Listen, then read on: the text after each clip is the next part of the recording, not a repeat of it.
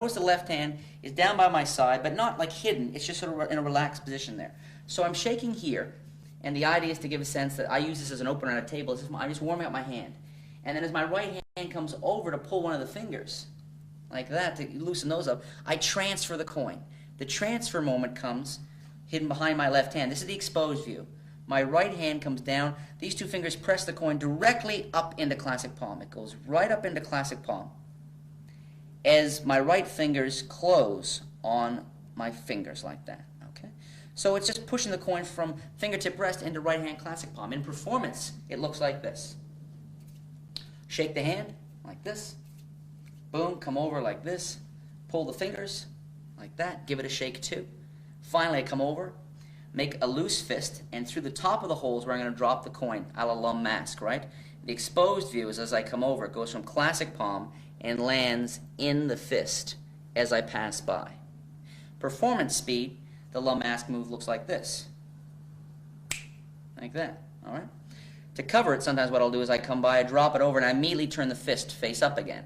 To give the impression that the fist started down here, I come over like that, drop it in, and it gives that real smooth impression as if the hand was really never up in this position at all. Let's do it one last time in performance speed from the beginning. Is I'm here. I'll show you a little something. My hands are actually, I was doing some magic last night, so my hands are a little stiff, but let me just kind of warm them up here. Here we go. Now, if you watch, I should be able to actually make a coin up here. I don't remember the year, but Gary Kurtz and I used to do some sessioning. And I remember one time, he was playing with some stuff and getting ready to do a trick. And there was a coin resting on the mat. And I remember looking at him, and he just reached over, and he was getting ready, and he took the shell right off. Actually, the way he did it, he didn't fumble with it. The way he did it, he just reached over and took the shell off. Now, he didn't mean anything by it. But when I saw him do it, when I saw him simply lift the shell off a coin, immediately I realized that was an incredibly visual production of a coin. I mean, you literally just see the coin. Now, magicians, of course, I thought, well, to a magician, they'll know it's a shell. But to a layperson, it's going to look like one coin melts out of the other. So the idea of the lift-off production was born, and I combined it into a routine of mine, which again sort of got some notoriety among magicians, the Cartesian coin production.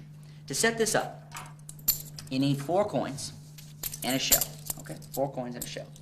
Now, 2 of the coins are classic palm in the right hand. On top of those 2 coins, you're going to put the 3rd coin and the shell. So actually what you have are 2 classic palmed, and the outermost one is the coin with the shell on it. All right? Those are all palmed. Now, in performance, you show a single coin. Handle it fairly. Well, they're looking at the 1 coin. I do a pinky pull down, but with coins. The right finger comes over and just loosens, just pulls down that $50 with the shell on it, okay? And it's not that hard to be able to do it in a way that's quite quiet. It won't make any sound if you're careful. Now, I take the right-hand coin. Let me show you the performance speed once, and then we'll do it, then I'll break it down for you. Where I take a coin, I go, watch that coin. Watch carefully. Look at that. I had 1 coin. Now, I have 2 solid coins. I say, look, let's take it a step further. I say, watch, I'll take the 2 coins, just lift. Now I have 4 solid coins. And the cool thing is, they can examine all the coins. Okay? So, how did I get there? How did I use the shell? How did I get in and out and make it so visual? As I was saying, I've got a coin on the shell on top of 2 other coins. All 3 coins are classic palmed. I show this coin, do a pinky pull down the right hand, do a false transfer here, okay? You could do a French draw. I mean, you could do this, where you let the 1 coin fall back into the fingers and introduce the shelled coin here. You could do that. From the side view, of course, it looks like that. You could do that. But I prefer just do a David Roth shuttle pass. Boom. Switching. You carefully put the coin down with the shell on top. So now I have 1 coin here, 2 classic palms there, and a coin with a shell there. I reach over, and as neatly as I can, as nimbly, I simply lift the shell straight up and off to the side. You pause a beat. Now, I'm going to turn over that coin, just like that. But the right hand's going to do something different. The exposed view is what the right hand's going to do to switch the shell. Is I'm going to let that coin fall and come over like this. Pick up the shell, leave that in its place, and put the shell back. So this is the switch.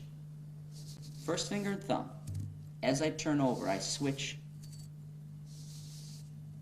the coin.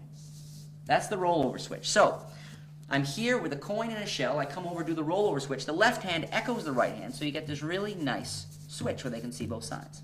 Now, I'm going to apparently brush the coins together and move them forward. What I'm actually going to do, the exposed view, is I'm going to load the $half back onto that other coin, brush to cover the sound, and move forward so the shell ends up back on top of that coin.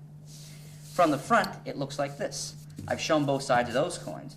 Load the shell on and leave it. There's the shell loaded on. To finish, the right hand comes over. We're going to do the same action again, but the left hand is going to mime it. I'm going to simply take this ordinary coin, hold it just above the back one, and lift up and forward. From the front, it looks like that. So coin, coin, coin. Still the shell there. I do my turnover switch one more time, and all 4 coins can be examined. You can go into whatever you want, because after I did the turnover switch, I put the shell in the classic palm. So it's just boom, boom, boom, a super visual production of 4 coins. Bam, bam, bam. Baby! How you doing? Welcome back. Let's take a look at the flying shuttle. The flying shuttle is something I came up with independently of, Jennings. Jennings came up with as well. It's a really old idea. I think been kicking around for a while. Let me give you some pointers on it, though. It's not as hard as you might think. A lot of my coin magic's pretty kinetic. It's about sort of the more, not about finger flicking, but so much about getting comfortable moving your hands in a way where they relate to each other. All right? Now, flying shuttle. The coin rests on fingertip rest, and as the left hand turns over, the coin actually ends up in the air. Now, I am not flicking it with my fingers. There's no flicking action. I'm simply turning the hand over. And as I do, the inertia or momentum, the momentum of the coin. Now, if I have a second coin in play, look how sweet this looks, where I apparently have 1 coin. Using the Roth shuttle pass here, and then the flying shuttle back, you would swear that I only have 1 coin. I mean, it looks like only 1 coin. The flying shuttle is just so effective. Now, let's remember the flying shuttle, and I'm now going to show you a routine called slick splits. Traditionally, before this routine, when I saw magicians split coins, they would do something like this. I thought, sort of magical, but a coin is a small object. A hand, even my small hand, is a pretty big object. I thought, if you're going to produce a coin like that, I mean, duh, I wonder where it came from. It probably came from your hand. So I said to myself, if I'm going to come up with a way to split coins, I want it to happen at the very tips of my pinky, and at the very tips of my fingers, and it's got to look as fair as possible. So, if you have a coin there and one in classic palm, and if you're apparently reaching over to pick up that coin, but you drop the coin from classic palm onto fingertips, and you pull across, from the front, it looks like this. Looks like I have a coin, just a single coin, and I go, watch, I'm going to pull it apart. So that's the effect I wanted. This is slick splits. I came up with it many years ago. And again, you can do it silently or with sound, or you can introduce sound. Okay, like that. Mama, mama, ouchie, bow, bow, bow, bow, bow, bow, bow. So, but you can do it with several coins. If you happen to classic palm 1, 2, if you classic palm 3 coins, okay? And what I like to do is, again, sort of stagger the top coin so you get a bit of a lip on it. Those are the 3 coins classic palm. You have 1 coin you take out of your pocket. Here's a routine I'll often do. I say, here's something with a coin. If I give it a little tap, I can actually break the coin like an egg. You may not believe me, but watch. As they're looking at that, the pinky reaches up, pulls down the 1 coin from classic palm, and I do just a standard Roth shuttle. Apparently put the coin in the hand, but I'm using cap subtlety to make it look like you're just seeing the palm, but in fact there's a coin hidden in there. So it's here, there, and I go watch. So that's the first split, very traditional. But now with these last 2 coins, I do the slick splits move, which is to take a coin, I go watch, just a pull, and I can get another coin. I say finally, this is where I really sell it.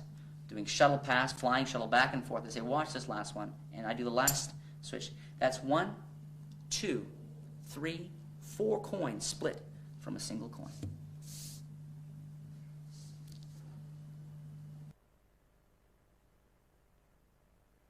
Okay, let's take a look at Ramsey subtlety. I apologize, actually. I mentioned earlier it was cap subtlety. Cap subtlety is actually when you classic palm a coin and you hold an object like this, and they assume the hand is empty because they can't see the classic palmed object. That's caps. I apologize. Between the last trick and this trick, I actually called David Roth, who contacted Al Goshman. He is dead, but we used it was a long-distance call. It worked out okay. And Goshman actually put us on to Scarney's wife's sister, who apparently slept with Mullica's daughter's friend, Peter.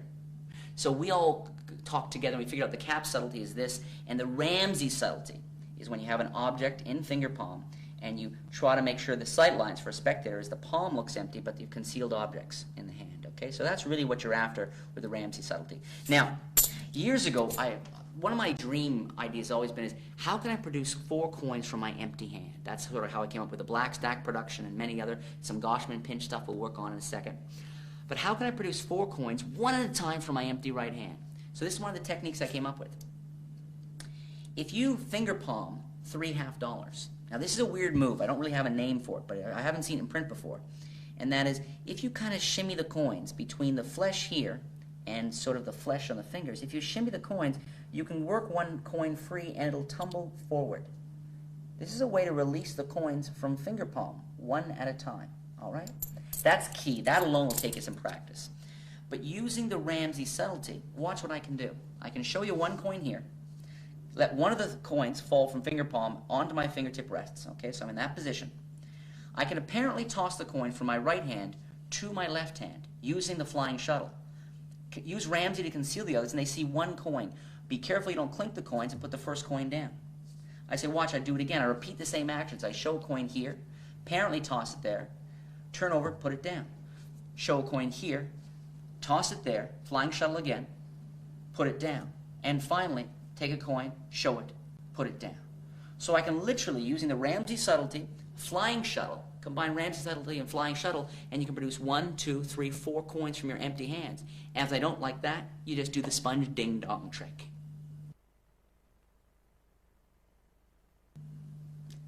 This is just a weird one. It's weird! This is a weird one. It's strange. For this, you gotta get a $half and get some white acrylic paint and paint the $half. You cover it with white, and you even do the edges. Even the edges of the $half in white. So what you have is a coin that's silver on one side, the rim is white, and the other side's completely white. You want acrylic, ideally a high gloss. If you can't find a high gloss, just any old acrylic that'll be on there permanently, okay? These will be on the market in the next month. They're called Wiki coins. They're called Wiki because they're weird. So that's your gimmick. Now, you need a white straw and an American $half, and you're set to go.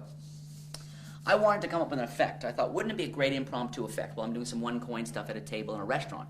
If I grab one of their straws, licked it clean, and then took a $half and was able to visibly pull it down through the straw and make it look like a snake swallowing an egg.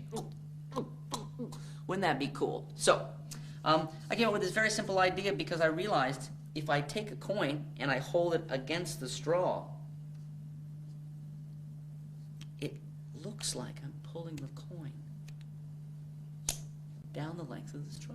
So, let's look at the structure.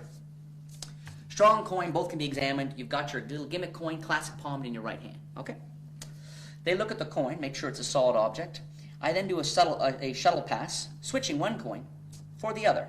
And again, you want to keep it moving because the white edges here. I just switch one for the other and hold it up like this. Again, trying to keep the edges towards the floor and the ceiling.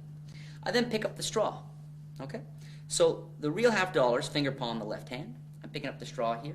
I want it to look like I take the $half and say, watch, I'm going to actually just heat it up and take the $half and push it down right into the straw. That's the effect I want. But what I actually do is this from the back. Is I'm here. As I gesture with the coin, I turn it over as I come down. And as Di Vernon used to say, I mean, he doesn't say it so much anymore, a large action covers a small. So the action is me going up and down, apparently feeding the coin into the straw.